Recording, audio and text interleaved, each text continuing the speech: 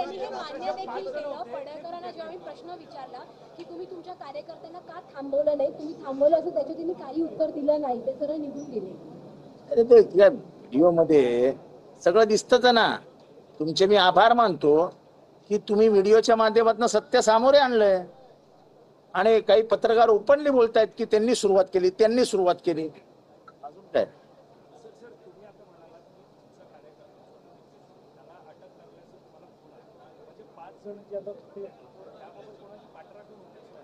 पाच जणांचं काय बोलायलाच तयार नाही ना. पोलीस पळायला तर मी आता नावं घेतलीत.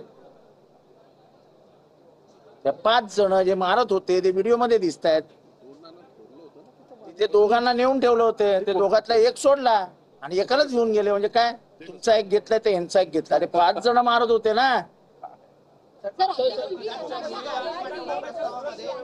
की जशी प्रजा तशी गुंड, तिने देखील पोस्ट केली आहे, तिला गोवलं जातंय का? तुम्ही पत्रकारांनी सगळं डिटेल मध्ये वाचा.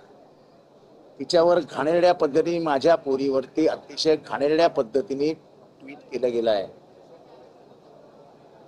तिच्या नवऱ्याबद्दल ट्विट केलं गेलं आहे.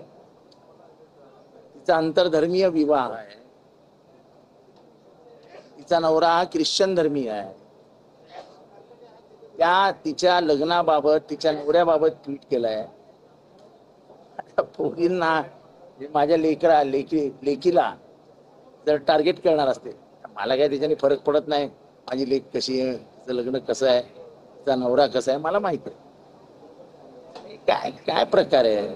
सुप्रिया ताईच्या पण नवऱ्याबद्दल बोलायचं, तिच्या सासूबद्दल बोलायचं. बोलणारा कोण? हाच आमदार. शरद पवार साहेबांबद्दल बोलणार कोण? बोलणार हाच आमदार. म्हणजे याला सगळं माफ आहे का? यांनी कोणाच्याही चारित्र्यावर बोलावं, यांनी कोणावरही बोलावं, याला सगळं माफ आहे.